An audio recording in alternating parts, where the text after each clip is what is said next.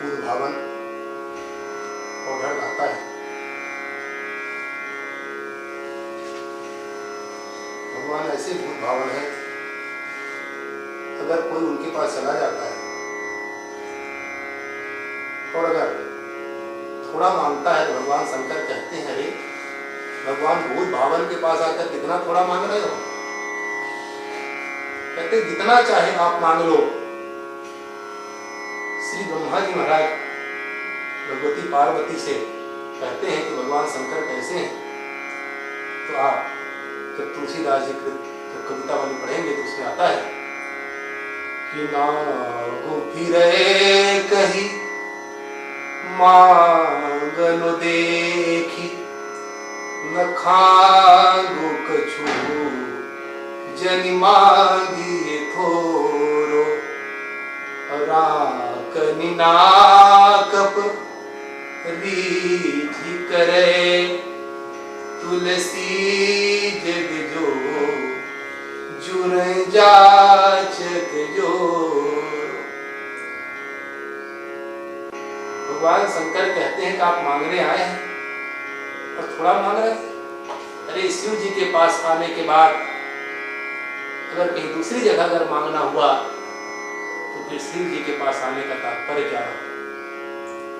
आप तो भगवान शंकर ऐसे हैं कि जाइए केवल हाथ जोड़ लीजिए, केवल जल चढ़ा दीजिए, केवल बेलपत्र चढ़ा दीजिए, सेवा सुमिरन पूजिबो पात आखर थोरे, और दिए जगत जह लग सबय सुख गज रथ घोरे।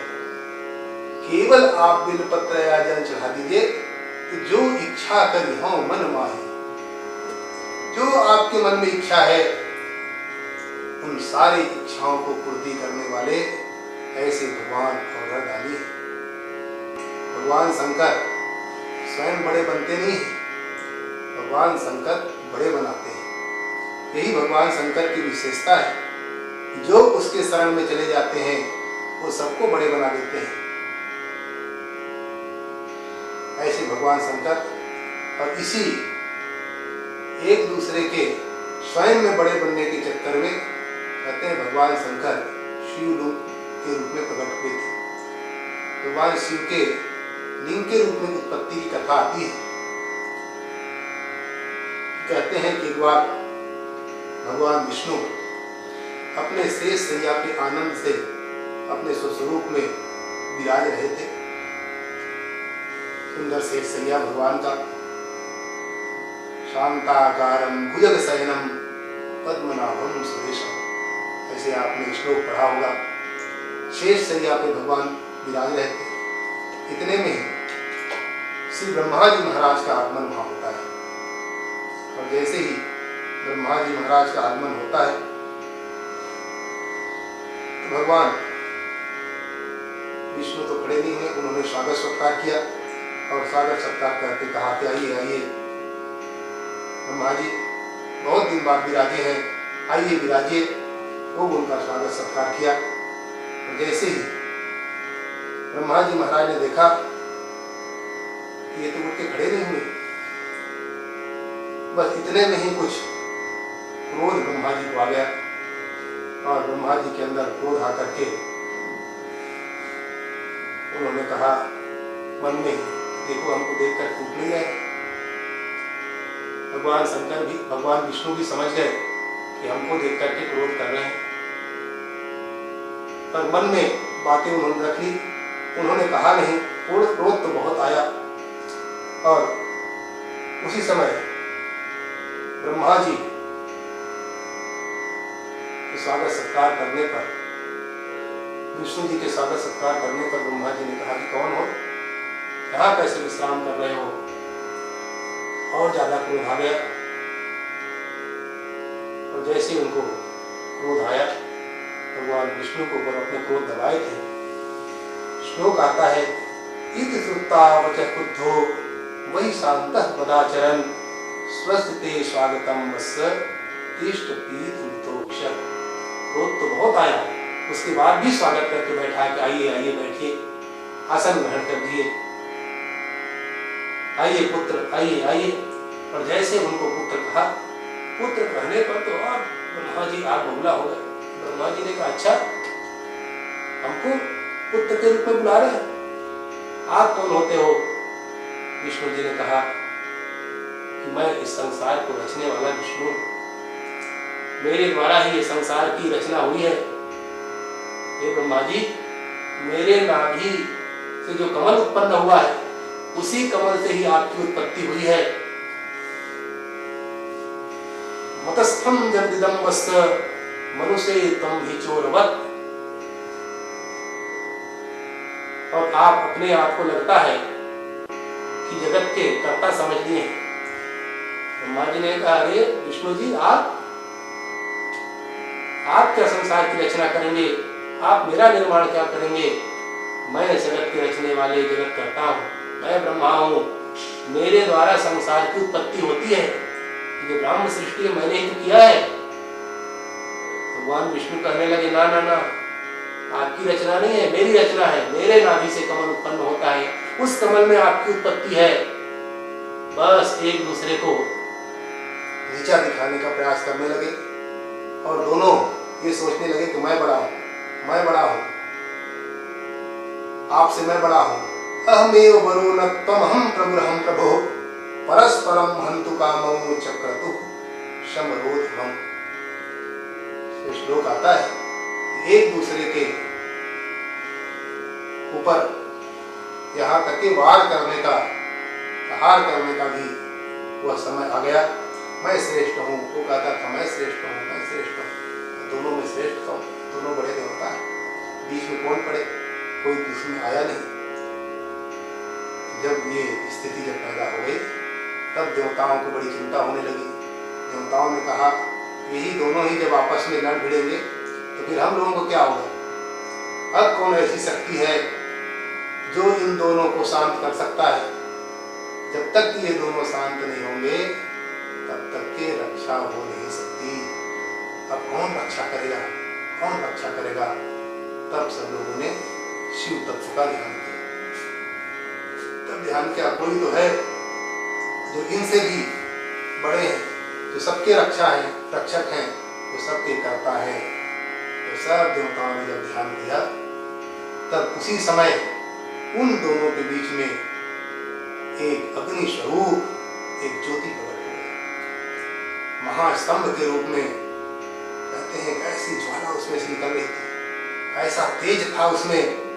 महानल स्तंभम विभीषणा कृति बभूव तन मध्य तले शनिश्चला। दोनों के मध्य में एक भयंकर ज्वाला अग्नि का, और जैसे वो ज्वाला निकला, दोनों ने देखा कि ये कौन है, ये बीच में कैसे आ गए? बड़ा आश्चर्य से सब लोग देखने लगे। देवता लोग हाथ जोड़े थे। तो अब समझ में न ब्रह्मा जी के आए और न भगवान विष्णु के समझ में कि अब क्या करें, कैसे करें। तब दोनों ने सोचा इनका पता लगाना चाहिए कि ये कौन है। कैसे पता लगाए? क्योंकि नीचे तो जल से आप्लावित था, ऊपर आकाश, अब ये दोनों के बीच में, और इतनी बड़ी स्तंभ की जैसे खंभे जैसे खड़ा हो गया अग्नि का ये लव, कि ना ऊपर दिखाई दे कि इनका पता हो कहाँ अंतिम तक के है, और ना नीचे उनका पता है। तब दोनों ने विचार किया कि जो इनका पता लगा के आ जाए, इनका ओर और छोर, या ऊपर का या नीचे का, वही बड़ा होगा। तो ये पता लगाने के लिए दोनों ने क्या किया, भगवान विष्णु वराह का रूप धारण कर लिए और वराह का रूप धारण करके नीचे की ओर जाने लगे। तो मैं नीचे पता लगा के आता हूँ कि कहाँ तक ही गया है, ये है कौन, कहाँ से अग्नि का ज्वाला निकला है। और ब्रह्मा जी ने कहा, अच्छा आप नीचे जा रहे हैं, तो मैं ऊपर की ओर जाता हूँ। और ब्रह्मा जी महाराज हंस का रूप धारण कर लिए और हंस का रूप धारण करके ऊपर की ओर जाने लगे। तो मैं ऊपर पता लगा के आता हूँ। तो जो पता लगा ले बड़ा हो जाएगा। हम दोनों आपस में क्यों लड़े, जो पता लगाए वही बड़ा। ठीक है, अब दोनों चले, एक ऊपर की ओर हंस बन के, अब एक नीचे वराह बन करके। और जैसे नीचे जाते गए तो कहाँ आता पता नहीं, तो भगवान शंकर भूत भावन है, और उनका आज तक के पता लगा पाया है। नीचे जाते गए, जाते जाते गए, जाने कितने दिन हो गए पता नहीं चला। ब्रह्मा जी महाराज जाते जाते ऊपर की ओर, वहां कोई पता नहीं, ऐसा संयोग कि इधर से ब्रह्मा जी जा रहे थे ऊपर की ओर, उधर से लुढ़कता हुआ एक केतकी का, केवड़े का फूल आ रहा था। और जैसे केवड़े का फूल आया, ब्रह्मा जी ने देखा, अच्छा ये कौन है? रोका उनको, भाई रुको रुको रुको। केवड़ा रुका, ये बताओ आप कौन हो? कहा मैं केतकी हूँ। अच्छा कहाँ से आ रहे हो? यहीं बीच से लुढ़कता हुआ आ रहा हूँ। ऊपर तुमको पता है? महाराज ऊपर कहाँ पता, मैं तो बीच से लुढ़कते, कब से का जाने कितने दिन से मैं लुढ़कते आ रहा हूँ, और नीचे जाते जा रहा हूँ, इनका नीचे कहाँ है पता ही नहीं चल रहा। ब्रह्मा जी ने कहा मैं भी नीचे से आ रहा हूँ, जाने हजारों साल हो गए, अभी इतना ही पहुंचा हूँ, तब क्या करें?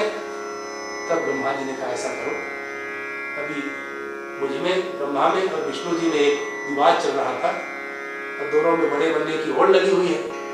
और हम लोगों ने कहा है कि मैं ऊपर पता करके आता हूँ, और विष्णु जी ने कहा मैं नीचे पता करके आता हूँ, जो पता कर लेगा वो बड़ा हो जाएगा। तो आप ऐसा करो, मेरी गवाह बन जाओ। केतकी ने कहा किस बात की? कहा जब हम जाएं तो विष्णु जी से कह देना कि ब्रह्मा जी ने ऊपर का पता लगा लिया, मैं गवाही हूँ, तो मैंने देखा हूँ ऊपर का पता लगाते हुए, मैं ऊपर से ही तो आ रहा हूँ, ये कह देना तुम, तो मैं बड़ा बन जाऊंगा, मैं बड़ा बनूंगा, तुमको बड़ा पद दूंगा, तो जब मैं बड़ा बन जाऊंगा तो बड़े बनने के बाद तुमको जाने जो चाहे मांग लेना। केतकी ने कहा राम राम राम, ब्रह्मा जी आप और हमसे झूठ बोलने के लिए कह रहे हैं? ये कहा गया है कि नहीं असत्य सम पातक पुंजा। बाबा कहते हैं कि झूठ के समान कोई पाप नहीं है। महाराज हमको असत्य बोलने के लिए, झूठ बोलने के लिए आप कह रहे हो? असत्यमपि शस्त्रम स्यात् अपदित्युन शासनम। भगवान शंकराचार्य जी महाराज भी कहते हैं कि असत्य है ये सबसे खराब है, असत्य नहीं बोलना चाहिए। तो ब्रह्मा जी ने कहा देखो भाई ऐसा है, असत्य नहीं बोलना चाहिए, एकदम ठीक कहा, पर ये समय समय की बात है।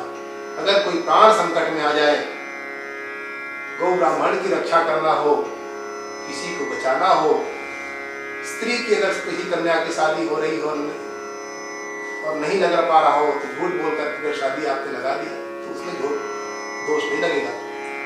क्योंकि भागवत जी में भागवतकार कहते हैं कि स्त्रीषु नर्म विवाहे च वृत्यर्थे प्राण संकटे गो ब्राह्मणार्थे हिंसायाम नानृतम स्यात् जुगुप्सितम्। अगर ऐसे संकट आ जाए तो उस समय झूठ बोलने में कोई पाप नहीं लगता, क्योंकि ना कोई अच्छा है ना खराब है, उसके बोलने के पीछे आपकी मनसा क्या है, उसी में झूठ या सत्य का निर्धारण होता है। तो इसलिए रक्षा का काम है हमारा, इसलिए आप बोल सकते हैं, कोई दिक्कत नहीं है। बहुत जब मनाया तो केतकी ने भी कहा, केतकी ने कहा, केवड़ा ने कहा ठीक है, ब्रह्मा जी जब आप ही कर रहे हैं तो यही स्वीकार। अब नीचे आने लगे, जैसे नीचे आए तो इधर ब्रह्मा जी भी नीचे पहुंचे। भगवान विष्णु ने भी सोचा भाई नीचे आर पार तो कुछ मिलना नहीं है, इसलिए अब चला जाए। तो इधर से भगवान विष्णु आए, इधर से ब्रह्मा जी आए। विष्णु जी ने पूछा ब्रह्मा जी से कि भाई पता लगा लिए? ब्रह्मा जी ने कहा हाँ हमने पता लगा लिया। ब्रह्मा जी ने कहा आपने? विष्णु जी ने कहा मैं तो लगा पाया, नीचे गया पर कुछ आर पार पता लगा नहीं कहाँ तक के। ब्रह्मा जी आपने लगा लिया, आप तो धन्य है। हाथ जोड़ करके विष्णु जी खड़े हो गए। ब्रह्मा जी ने कहा ऐसे नहीं कि मेरी बातों में विश्वास कर लो, ये गवाही है मेरे साथ। ये जो फूल है केवड़ा का, इससे पूछ लीजिए कि मैंने पता लगा के आ गया। केवड़ा ने भी कह दिया कहा महाराज ये पता लगाया है, मैं तो इनका गवाह हूँ। जैसे उन्होंने झूठ बोला, वो तो अग्नि की ज्वाला भगवान से प्रकट थी। भगवान ने सोचा अच्छा मेरे सामने भी आकर के आप झूठ बोल रहे हैं, मुझको तो पता है कि आपने पता लगाया कि नहीं लगाया, पर ये केवड़ा ये भी थोड़े से लालच में आकर के भी झूठ बोल रहा है। पर जैसे ही इन दोनों की बात सुना, सुनते ही भगवान शंकर पंच रूप मुखी हम भगवान शिव के रूप में प्रकट हुए। इसलिए भगवान को पंचमुख माने जाते हैं, भगवान को पंचमुखी कहा जाता है। तो 5 मुख वाले भगवान शंकर वहां पे प्रकट हो गए और प्रकट होकर के कहा कि हे विष्णु जी, आप अकेले थे, चाहते तो आप झूठ बोल सकते थे आप भी, तो मैं तो पता लगा क्या गया, पर आपने झूठ का सहारा ले लिया, इसलिए आप धन्य हैं, धन्य हैं, धन्य हैं। और ये ब्रह्मा जी, आपने झूठ का सहारा लिया बड़े बनने के लिए, अपने स्वार्थ का काम किया है, इसलिए उचित नहीं है। झूठ बोलना महापाप की गिनती में आती है, पातक है। तो उस समय भी ब्रह्मा जी के 5 मुख थे, और जिस मुख से ब्रह्मा जी ने झूठ बोला था वहां भैरव जी प्रकट किया। भैरव जी ने कहा कि इनका एक मुख काट डाली, तो ब्रह्मा जी के एक मुख को काट दिया गया, तो चतुर्मुखी ब्रह्मा जी हो गए। और कहा आपने झूठ बोला, झूठ बोला है, इसलिए जाओ, आज के बाद आपकी पूजा कहीं नहीं होगी, आपकी नाम की पूजा भी नहीं होगी, आपको कहीं सेवा सत्कार नहीं होगा, क्योंकि बड़े बनने के लिए आपने झूठ का सहारा लिया है। और भगवान विष्णु ने कहा कि विष्णु जी, आपने सत्य का सहारा लिया है, इसीलिए जगह जगह मूर्ति बना करके आपकी पूजा होगी, आपकी आराधना होगी, आपकी सेवा सत्कार होगा, आप एक मान्य देवता के रूप में प्रतिष्ठित हो जाएंगे। और उस केवड़ा से कहा, रे केवड़ा, तुमने भी झूठ का सहारा लिया है, इसलिए जाओ, तुम कभी भी किसी भी पूजन में तुम्हारा उपयोग नहीं आ सकता, तुमने झूठ बोला है, इसीलिए तुमको भी निष्कासित किया जाता है। भगवान शंकर बड़े नाराज हुए, तो नाराज होकर के कहा, ब्रह्मा जी, आपने अच्छा नहीं किया। ब्रह्मा जी क्षमा याचना मांगने लगे, बार बार उन्होंने विनय किया, निवेदन किया, चरणों में गिर गए, चरण पकड़ लिए और कहा, प्रभु मुझसे अपराध हो गया, बड़ी भूल हो गई मुझसे, मैं बड़े बनने के चक्कर में, ईश्वर बनने के होड़ में मैंने इतना बड़ा असत्य का सहारा लिया है, आप क्षमाशील हैं, आप औढ़रदानी हैं, जो आपके शरण में आ जाता है प्रभु आप उनकी रक्षा करते हैं, इसलिए मेरे को क्षमा कीजिए। भगवान शंकर ने कहा, देखो, जो मैंने कह दिया वो तो कह दिया, पर आपकी प्रतिष्ठा यज्ञों में होगी। जब विधि पूर्वक जब यज्ञ होगा, अग्निहोत्र जब होंगे, तो उसमें गुरु के रूप में, आचार्य के रूप में आपका वर्ण होगा, और आपके बिना किसी भी यज्ञ की पूर्ति नहीं होगी। सांगोपांग दक्षिणा सहित अगर यज्ञ भी हो और उसमें ब्रह्मा का अगर वर्ण न हो तो यज्ञ निष्फल हो जाएगा। तो भगवान शंकर ने ब्रह्मा जी को वरदान दिया कि यज्ञ इत्यादि में ब्रह्मा का वर्ण होगा और तभी यज्ञ सफल हो सकते हैं। तब तक के केवड़ा हाथ जोड़े खड़ा था, तो महाराज, इन्हीं के कारण तो मेरे से अपराध हुआ है, इनको आपने आशीर्वाद दे दिया, मेरा क्या होगा, प्रभु आप मेरे ऊपर। भगवान ने कहा, रे केतकी, केतकम कूट साक्षिणम, तुम साक्षी बने हो झूठ बोलने के लिए। रे रे केतक दुष्टत्वम शठ दूर मृतो ब्रज।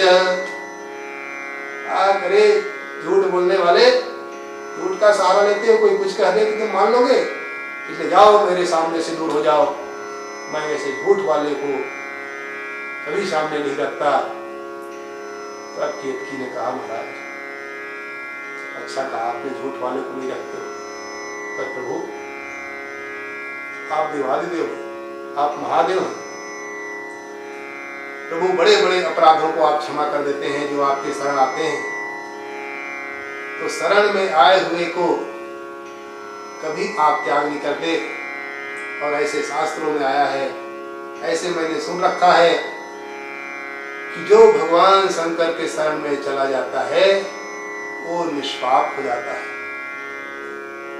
ज्ञानाज्ञान कृतं पापम नासत्येव ते स्मृतिः तादृशे त्वयि दृष्टे में मिथ्या दोषः कृतो भवेत्।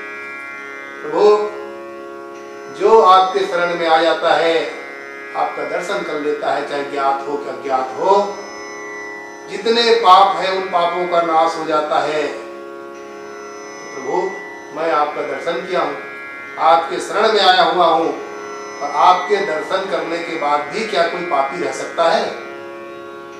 और अगर आपके दर्शन के बाद भी अगर पाप बचा रहा, फिर आपके दर्शन का फिर फल क्या है, मतलब क्या है? इसलिए सरकार, मैं आपके शरण में आया हुआ हूँ, और आपके शरण में आने के बाद भी मैं पापी कैसे रह सकता हूँ?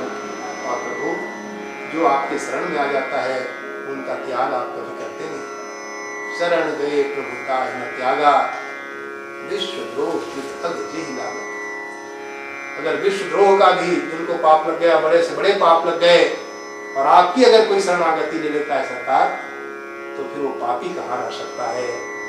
इसलिए हे प्रभु, मैं आपकी शरण में आया हुआ हूँ, आप मेरी रक्षा करो, रक्षा करो। तब भगवान शंकर ने कहा, देखो, मैंने पूजा के लिए वंचित तो किया, क्षमा याचना मांग रहे हो, इसलिए आपसे कहता हूँ कि मेरी पूजा में तो नहीं लगोगे, और जितने देवता हैं उनकी पूजा में तुम काम आ सकते हो, और मेरे केवल मंदिर सजाने के काम आ सकते हो। मैंने एक बात कह दिया तो अपने पूजा में तो उपयोग के लिए अब मैं आपको अनुमति नहीं दे सकता, इसलिए जाओ। तब भगवान शंकर ने उनको भी आशीर्वाद दिया, और वही भूत भावन भगवान शंकर, महाशिवरात्रि का जो पर्व है, इसी दिन की घटना थी। और भगवान शंकर स्वयं एक ज्योतिर्लिंग के रूप में वहां प्रकट हो गए। तभी से भगवान शंकर ज्योति के रूप में आज भी विद्यमान है, और वही लिंग की पूजा होती है। इसलिए कहा गया है, जो लिंग की पूजा करते हैं वो सारे देवताओं की पूजन कर लेता है। इसमें तीनों देवता को उन्होंने प्रतिष्ठित कर दिया, और ब्रह्मा और विष्णु से भी कहा कि मैं शिव तो इसमें प्रतिष्ठित ही हूँ, हे ब्रह्मा जी, हे विष्णु जी, आप भी इसी लिंग में प्रतिष्ठित हो जाएंगे। इसलिए श्लोक आता है कि मूले ब्रह्मा तथा मध्य विष्णुस्तिस्र भुवनेश्वरः रुद्रोपरि महादेवः प्रणवाक्षरः सदाशिवः। उसके मूल में ब्रह्मा जी, मध्य में विष्णु, और ऊपरी भाग में भगवान शंकर शिवलिंग के ऊपर विराजते हैं। लिंग मध्य जगत सर्वम त्रैलोक्यम सचराचरम लिंगात् ब्रह्म परम नास्ति तस्मात् लिंगम प्रपूज्येत्। भगवत पाद शंकराचार्य जी महाराज कहते हैं कि सारा संसार उसी शिवलिंग में विराजित है। जो शिवलिंग की पूजा कर लेता है वो समस्त देवी देवताओं का पूजन कर लेता है। यदि दूसरे देवताओं का पूजन नहीं भी कर पाया तो कोई दोष उसको नहीं लगता, क्योंकि लिंग मध्य जगत सर्वम त्रैलोक्य सचराचरम, सारा संसार उसमें विराजित है। इसलिए विधिवत शिवलिंग की पूजा करनी चाहिए, और जो शिवलिंग की पूजा करता है उसको सब पूजन करने का फल उसको प्राप्त हो जाता है। अगर बहुत विधि विधान से नहीं कर पाया, अगर एक लोटा जल भी चढ़ा देता है, अगर बिल्वपत्र भी चढ़ा देता है, तो भी भगवान भूत भावन प्रसन्न हो जाते हैं, और प्रसन्न होकर के जो इच्छा होती है उन सारी इच्छाओं की पूर्ति भगवान शंकर कर देते हैं। इसलिए बंधो, शिव जी की आराधना हम और आप सबको करनी चाहिए। उनके प्रति श्रद्धा पूर्वक जो विश्वास करके करता है, क्योंकि भगवान विश्वास के स्वरूप हैं, और विश्वास पूर्वक जो करता है उनकी सारी कामनाएं पूर्ति होती है। हर हर महादेव।